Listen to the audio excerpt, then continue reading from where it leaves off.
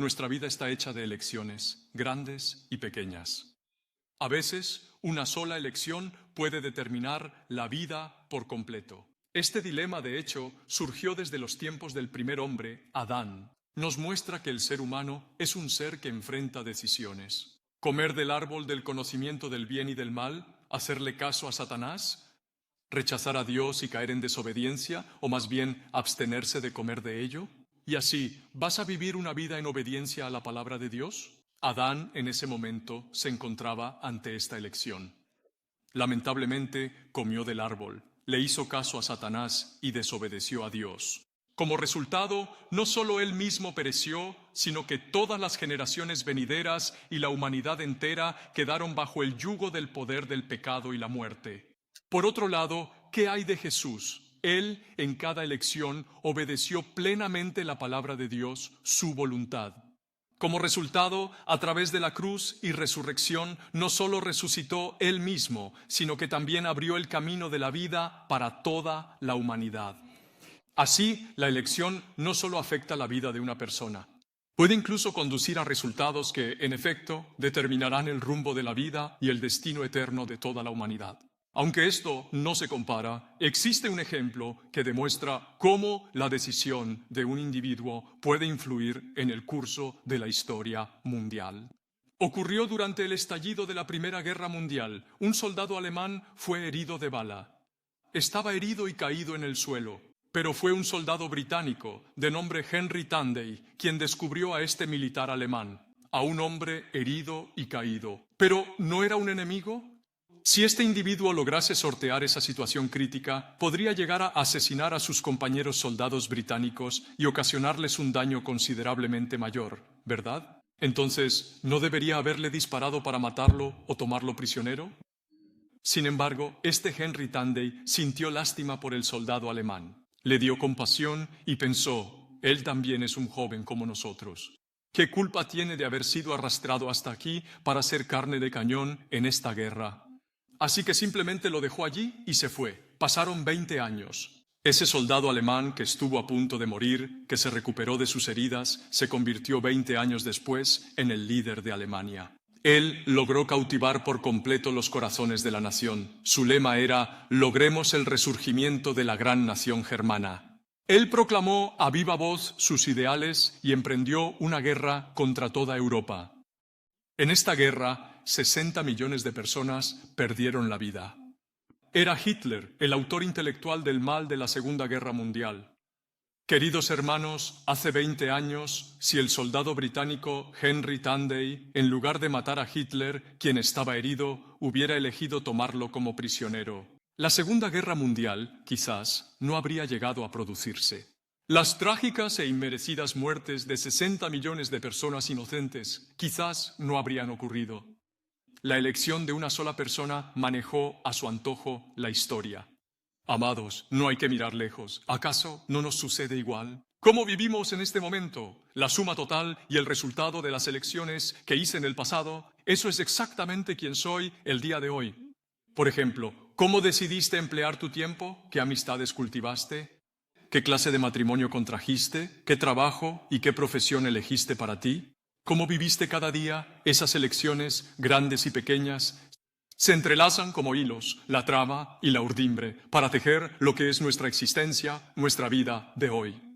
Hermanos, por eso la elección es tan importante. El problema es que existen factores que arruinan y echan a perder nuestras elecciones. ¿Qué es? En el pasaje que leímos hoy, vemos la aparición de Abraham, el patriarca de la fe, y también de Lot, su sobrino, quien pertenece a su linaje. A través de este hombre, Lot, examinaremos cuáles factores son los que echan a perder y desvirtúan nuestras elecciones. El trasfondo de la lectura de hoy es que Abraham tenía una gran abundancia de ganado, como ovejas y bueyes.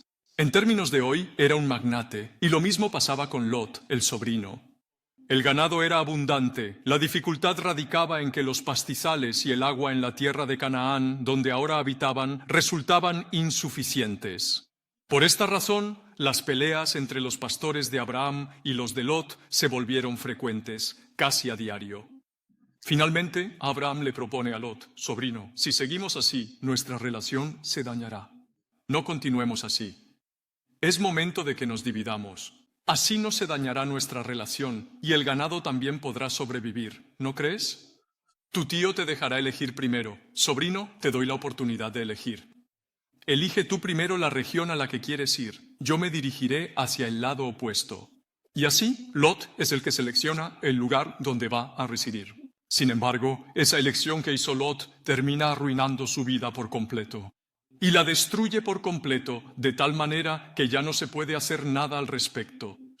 Su esposa fallece, toda su cuantiosa fortuna se esfuma. Se desencadena un verdadero drama de inmoralidad, con incesto entre él y sus 2 hijas, de donde nacen hijos. La vida de Lot se arruina por completo, su familia es destruida y su persona se encuentra en una situación de total desastre, un caos completo. Entonces, ¿cuál fue el factor que arruinó la elección de Lot? En primer lugar, fue su visión limitada y sin perspectiva a largo plazo. Esa fue su perspectiva, una visión con poca profundidad y sin futuro. Leamos la primera parte del versículo 10. Empecemos. Lot alzó los ojos, vio que la llanura del Jordán era regada por completo, como el jardín de Jehová, antes de destruir Sodoma y Gomorra.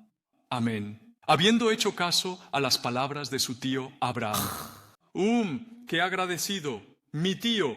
Hermanos, en esa época no había patriarca como él. El mayor, y más siendo de la misma sangre, tenía poder sobre la vida y la muerte de los demás. Sin embargo, le concedió a su sobrino la elección primera. Lot, muy agradecido, se preguntó: ¿a dónde iré?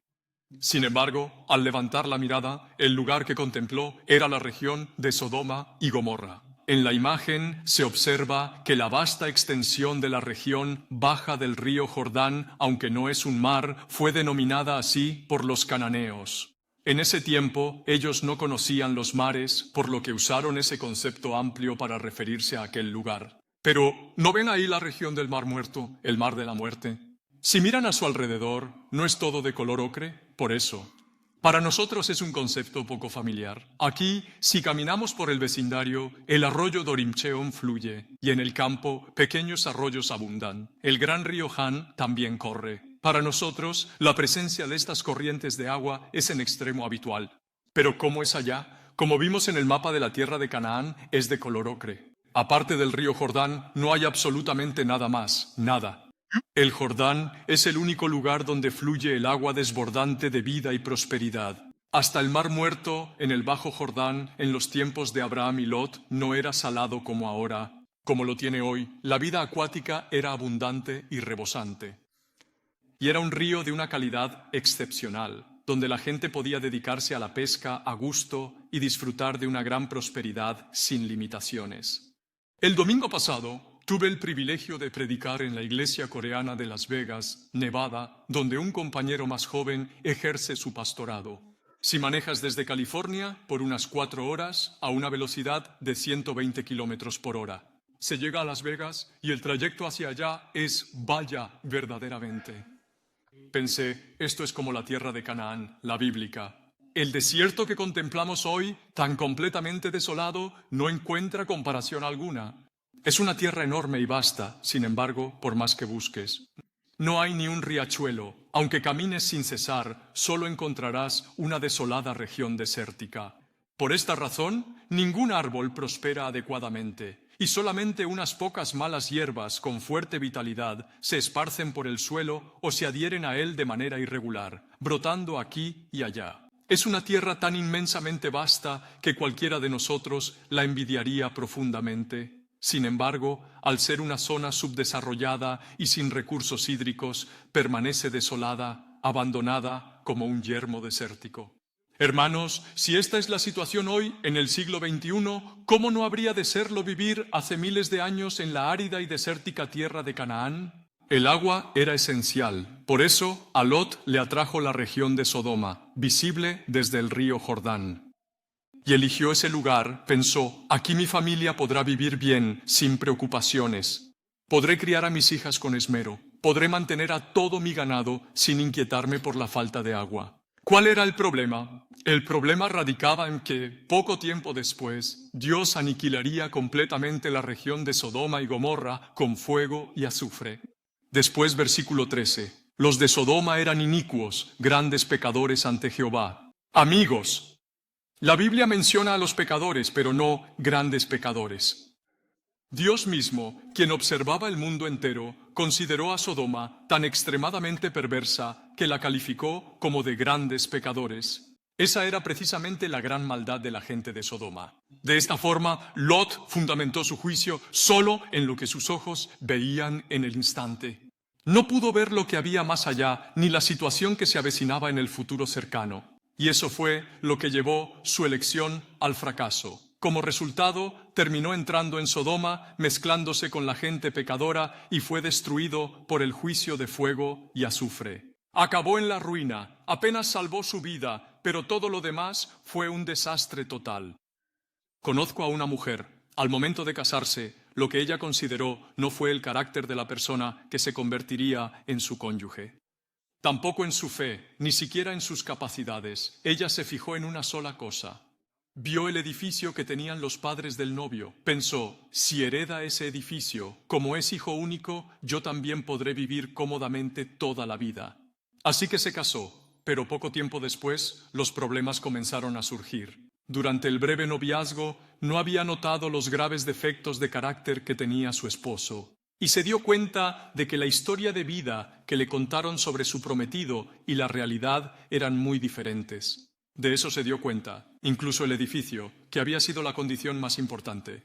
Era un edificio con muchos problemas. Su matrimonio fracasó. Queridos hermanos, nosotros también solemos cometer el error de elegir basándonos en lo que vemos inmediatamente, en lo que está a la vista, sin prever el futuro, sin considerar las consecuencias o de juzgar por lo superficial. Así hemos actuado, ¿no es cierto? Si lo reflexionamos, pero no debemos actuar de esa manera, pues en la mayoría de los casos eso resultaría en arruinar una porción de nuestra vida. En segundo lugar, la elección de Lot se vio arruinada por su modo de pensar rígido. Leamos juntos el final del versículo 10. ¿Listos? Como el huerto de Jehová, como la tierra de Egipto. Hermanos, el pasaje de hoy es el capítulo 13, ¿no es así? Pero si miramos desde la mitad del capítulo 12, ¿qué sucede? Abraham y Lot, obedeciendo el llamado divino, arribaron a la tierra de Canaán. Sin embargo, al pisar esta tierra prometida, en lugar de bendiciones, se desató una hambruna espantosa que asoló la región. De este modo, Abraham, cuya fe era aún incipiente, dejó la tierra prometida de Canaán y se fue hacia Egipto. Para sobrevivir, en Canaán el agua ya era escasa, y al ser azotado por una hambruna tan severa, Abraham pensó que estaba en serios aprietos, y así no confió en el Señor. Egipto siempre tiene el río Nilo, abundante en agua, ¿no es cierto? Y el delta que lo rodea. Es una tierra fértil y muy próspera. Cada vez que el Nilo se desbordaba, depositaba sedimentos, y todo lo plantado producía 2 o 3 cosechas. Y así, ¿no nació la egipcia, una de las 4 grandes civilizaciones cerca del Nilo? Así, para Abraham y Lot, quienes, huyendo de la árida tierra de Canaán y sus sequías, habían descendido, se abrió un escenario completamente nuevo en la región del delta del Nilo, en la tierra de Egipto, que era como un mundo fresco y desconocido. ¿Pero qué le sucedió a Abraham allí? Le quitaron a su esposa Sara. Sufrió vergüenza. Por gracia divina, recuperó a su esposa y se arrepintió. No puede ser. Regresemos al punto de partida, a Canaán, la tierra prometida por Dios. Estos son los acontecimientos que tuvieron lugar justo antes del pasaje que nos ocupa hoy. Pero en ese lapso, la fértil región del Nilo en Egipto, donde residieron. Esto se transformó en un estereotipo arraigado profundamente en la mente de su sobrino Lot. Tiene que haber un gran río, una tierra sumamente fértil y, por supuesto, una civilización próspera. Así es como podremos vivir bien. Al ver el río Jordán, no hubo nada más que discutir. Ahí mismo, como si pusiera un sello, tomó su decisión. Miren, cuando yo estaba en la universidad, quería mejorar mi conversación en inglés, así que estudiaba mucho. Incluso, para metérmelo en la cabeza a la fuerza, me ponía los audífonos. En ese entonces eran audífonos de diadema. Me ponía los audífonos y me dormía con ellos puestos. La verdad es que no me gustaba mucho estudiar. pero para que entrara la información me ponía los audífonos, así que ni dormía bien. Ni siquiera lo recuerdo. Sufrí un sinfín de dificultades. De todos modos, mientras me esforzaba en una academia de inglés conversacional, un día, durante una sesión de conversación libre, el tema giró en torno a los juegos deportivos. Así que dije, los negros son buenos en los deportes. Los negros son buenos en los deportes. Inmediatamente, la expresión del profesor blanco se endureció y se dirigió a mí, diciendo, «Eso es racismo. Ahora mismo estás siendo racista». Me quedé atónito. ¿Cómo que racista yo? Pero si estadísticamente, o viendo a nuestro alrededor, como en la NBA, el baloncesto, o incluso las carreras, se nota. ¿Qué tan buenos son los negros? ¿No son todas las superestrellas de raza negra? Solo expuse la realidad. Pero el instructor blanco seguía diciendo, «Eso es racismo, tú eres racista». Realmente no lo dije con ninguna mala intención, por lo que me sentí un tanto agraviado y consideré que toda la situación era completamente descabellada y sin sentido. Pero miren, con el paso del tiempo, a medida que fui entendiendo un poco más, me di cuenta de que, él tenía razón. No es que yo quisiera menospreciar o denigrar a las personas de raza negra, pero a pesar de que no existía una mala intención, eso se originaba de un estereotipo arraigado. Esa discriminación racial, aunque no sea tan malo, es simplemente encasillar a una raza y afirmar, esas personas son así. Es como decir, los asiáticos son buenos en matemáticas y yo soy de letras. Soy ajeno a las matemáticas. De los que se preguntan, ¿para qué sirven? Decir que los asiáticos son buenos para las matemáticas es igual. Pero hermanos, hay muchos negros que no tienen ni idea de deportes. De verdad, hay una cantidad enorme de personas que no guardan ninguna relación con el deporte. No obstante, al pensar en la NBA, el atletismo o en ciertas superestrellas, una imagen muy clara de esas personas se formó en mi mente casi como una idealización. Y con ese estereotipo dije, los negros son buenos en deportes. Y así fue como me vi impulsado a proferir tales palabras. Hermanos, en cada uno de nosotros existen estereotipos. Se trata de la edad, la formación, la zona, la apariencia, la ocupación, la ideología política y el trasfondo, entre otros. El problema es que estos estereotipos a menudo nos llevan a tomar decisiones limitadas y de mente estrecha. Incluso, como en el caso de Lot, nos empujan a tomar decisiones distorsionadas que pueden determinar el curso de nuestra vida. Nos impiden ver cuál es la elección correcta, la mejor elección. Por eso podríamos lamentar mucho algo en el futuro, pues el tercer aspecto fue la ausencia de oración. Lot no oró. Leamos juntos el versículo 11. Empezamos. Lot escogió la región del Jordán y se movió hacia el este, y así se separaron el uno del otro. Amén. Su elección, hermanos, lo arruinó del todo. Y lo más lamentable de su historia está justo en esa palabra del versículo 11. Entonces. Por lo tanto, con una visión que no miraba ni un centímetro hacia adelante, carente de profundidad, considerando solo la realidad y lo que se desplegaba ante sus ojos. Esa fue la perspectiva que asumió. Y también ese estereotipo, esa idea preconcebida de que debo ir a la región del Jordán, que era una tierra de abundancia para él. ¿Cuál fue su conclusión? Eligió la región del Jordán, Sodoma, la cual sería destruida. Hermanos, ¿qué habría pasado si él hubiera orado justo antes de ese entonces?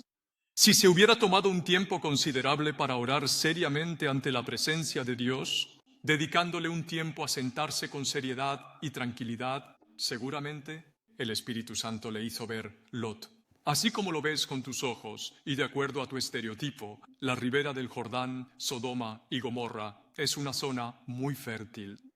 Es un gran lugar para vivir, donde la cultura prospera, un sitio envidiable. Más, conoces perfectamente los grandes males que allí abundan, ya sabes. El versículo 13 dice que los de Sodoma eran muy malvados y pecadores. Esa historia ya se había difundido completamente por toda la región de Canaán. Lot también lo habría sabido. ¿Cómo no iba a saberlo? Claro que lo sabía, todos lo sabían. Dios, por el Espíritu Santo, se lo habría evitado. Le habría aconsejado que no lo hiciera, pero al no orar solo percibió lo que deseaba ver y, arrastrado por sus propias ideas, hizo una elección incorrecta que no debió haber tomado. Hermanos, a nosotros nos sucede exactamente lo mismo. Es así. por más tiempo que llevemos practicando nuestra fe. Nosotros solo somos seres humanos débiles, a mí también me pasa. Si paso una semana sin orar, me pregunto, ¿de verdad soy un pastor? Me confundo un poco, el espíritu se insensibiliza y en vez de seguir al Espíritu Santo, caemos en el error de escoger según deseos carnales, la vanagloria y la codicia de los ojos. La Sagrada Escritura, por medio del personaje de Lot, busca ofrecernos un valioso ejemplo a seguir con el propósito de que aprendamos de sus errores y aciertos. Si no oramos, no somos más que seres humanos que no somos en absoluto mejores que Lot. Ahora veamos a Abraham. Leamos juntos la primera parte del versículo 14. Comencemos. Después de la separación de Lot de Abraham, el Señor se dirigió a Abraham y le dijo, Amén. Como pueden ver, hermanos, Lot se fue. Hizo su elección y se marchó. Ahora Abraham también se encuentra en una encrucijada. Sin embargo, en ese momento, él elevó sus oraciones al Señor Dios. Señor, ¿qué camino debo tomar? Fue por medio de esa oración que Dios empezó a orientar la decisión de Abraham cuando el Señor le habló y le dijo, Dios, mi sobrino Lot, ha tomado la decisión de partir hacia la próspera región de Sodoma, a orillas del río Jordán. ¿Qué debo hacer yo? Al buscar fervientemente su voluntad en oración, Él lo guió. Leamos juntos el 14, parte final, y el 15, empezamos. Alza tus ojos y mira desde aquí al norte, sur, oriente y occidente. Toda la tierra que ves, te la daré a ti y a tu descendencia para siempre. Amén, hermanos. Abraham, al igual que Lot, alzó sus ojos y miró. Hace un momento vimos que Lot alzó sus ojos y miró, y la conclusión fue que se fue a la tierra de Sodoma. ¿No es así? Mas Lot, al alzar la mirada, solo pudo ver una visión limitada. Pero Abraham, a través de su oración y por la guía divina, fue capaz de ver más allá de la mera apariencia superficial. Él veía la realidad. No se dejó llevar por el estereotipo de que la fértil ribera del Jordán prosperaría y que las demás tierras no. Dios le reveló a Abraham una impresionante visión futura, que en la tierra de Canaán, que parecía estéril, sus incontables descendientes se multiplicarían como el polvo de la tierra y además poseerían esa tierra para siempre. Entonces, ¿qué hace Abraham? Versículo 18. Leamos. Abraham movió su tienda y fue a residir en el encinar de Mamre, en Hebrón, y allí erigió un altar al Señor. Amén. Hermanos, Lot, ¿recuerdan? Envuelto en su visión limitada, cegado por los estereotipos, ¿qué conclusión sacó de todo esto? Lot elige Sodoma junto al Jordán mientras Abraham ora. Recibe la guía divina, así ve la realidad, no apariencias. Él pudo ver lo que había más allá, recibió una visión del futuro y a raíz de ello. Así es una manera distinta de decir por lo tanto.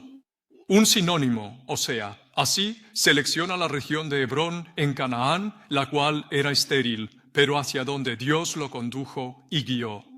¿Qué ocurre al final? Al principio parece frustrante. Esa región de Hebrón, como un yermo inhóspito, era incomparablemente inferior a la rica tierra de Sodoma, a orillas del Jordán, la cual era próspera y fértil en extremo. La situación continuó difícil, pero años después, ¿qué sucedió? Él se convierte en el padre de la fe y lega esa tierra a sus descendientes como una herencia de bendición perpetua. Posteriormente, observamos que el gran rey de Israel, David, antes de unificar el reino, gobernó durante 7 años en esta región de Hebrón. La historia demuestra que las promesas de Dios se cumplieron exactamente como fueron dichas. Aleluya. ¿No es una gran diferencia comparado con Lot, que tomó una mala elección y se arruinó por completo? Como les comentaba, el domingo anterior tuve el privilegio de predicar en una iglesia coreana en Las Vegas. El pastor Kwon Sun-young, quien se desempeñó como director de educación en nuestra congregación, partió para estudiar en el extranjero y allí estableció su vida como inmigrante. Él sirvió como copastor con el principal de esa iglesia coreana en Las Vegas por 1 año, hasta su retiro. Desde principios de este año, en fin, como pastor principal, lleva 1 año esforzándose y la iglesia está prosperando, una situación favorable. Prediqué el sermón con gran regocijo, compartí palabras de aliento y cuando todo hubo concluido me ofrecieron una comida. Pero en esa comida no solo estaba el pastor Kwon Sun-young, sino también el pastor del EM, el pastor del Ministerio de Inglés, el ministro de habla inglesa, es decir, el pastor de la congregación de habla inglesa también nos acompañó. Es una persona ya de edad avanzada. A mi parecer, debe tener aproximadamente unos 60 años. Él es coreano-americano y estuvimos hablando de varias cosas. Descubrí que él, por 18 años, sirvió en la Fuerza Aérea de los Estados Unidos como... ¿Cómo se dice? Fue capellán militar, un capellán en el ejército. Fue capellán militar. Y me dio curiosidad. Un conocido mío también es capellán en el ejército de los Estados Unidos. ¿En qué se distinguen los capellanes de ejército y fuerza aérea?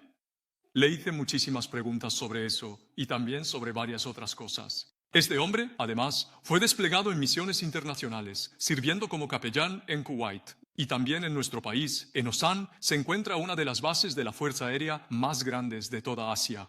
Él también estuvo un año de servicio en Osan y posteriormente regresó a los Estados Unidos. Así que pregunté, ¿cómo es la vida de un capellán militar estadounidense?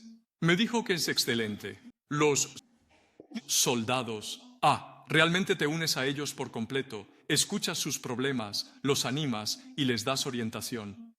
Y ellos son soldados que arriesgan sus vidas al desplegarse y luchar en la guerra, ¿no es así? Al alistarse, redactan su testamento de antemano. Así son las cosas. Sus corazones están siempre anhelantes. También sienten temor. Es una mina de oro para predicar. Segundo, la comida militar estadounidense es genial. Increíble. Los que hemos estado en el ejército, ¿no pasamos siempre un poco de hambre? Son solo 3 comidas al día. Y aunque hoy en día se come un poco mejor, no se puede comparar con la comida de afuera en la sociedad. ¿O sí? Sí. La comida militar de EEU es excelente, sin límite. Si deseas comer 10 veces al día, tienes la libertad de hacerlo. Todo gratis. ¿No es genial? Y además, el sueldo es bueno. Además, el salario. Si sirves 20 años en el ejército, al retirarte, obtienes una pensión. Y combinando esa pensión con otras cosas, podrías disfrutar de una vejez cómoda, sin la menor preocupación, completamente tranquilo. Pero pastor, la pensión requiere 20 años de servicio. ¿Por qué solo 18 años de servicio y luego el retiro? Existía una circunstancia particular. Hasta entonces, como dije antes, estos soldados estadounidenses son desplegados y van a combatir, ¿cierto?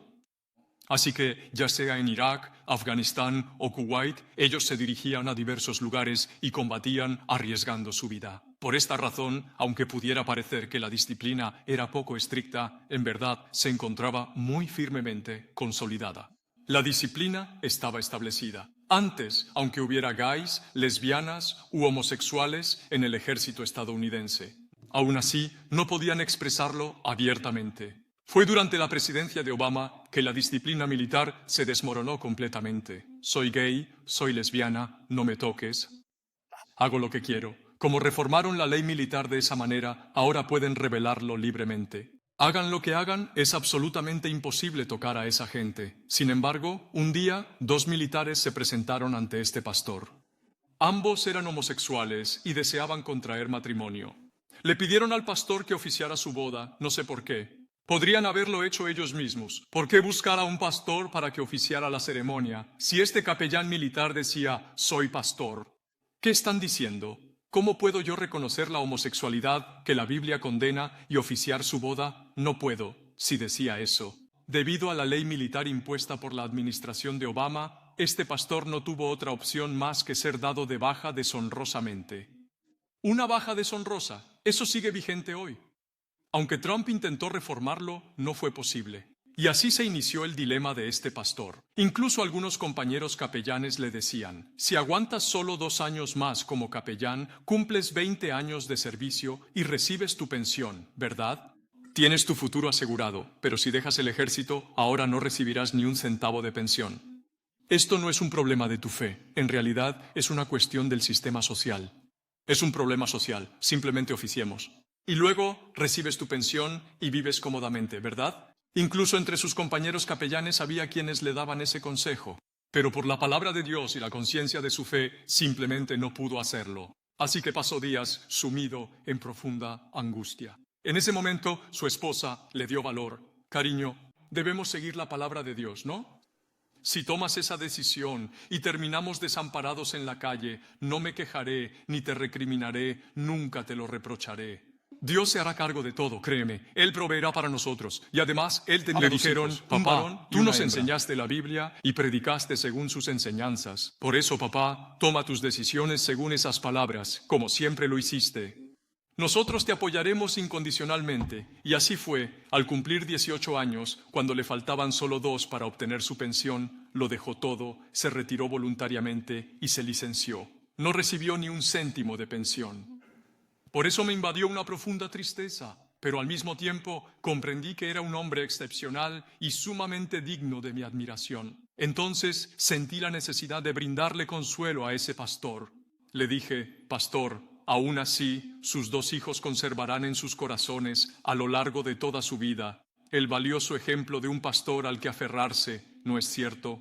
Tuvieron un padre que, como el canto que entonamos, comprometió su vida, su destino y su porvenir a la obediencia de la palabra de Dios. Qué bendecidos seremos nosotros, los 2, con una fe tan edificante.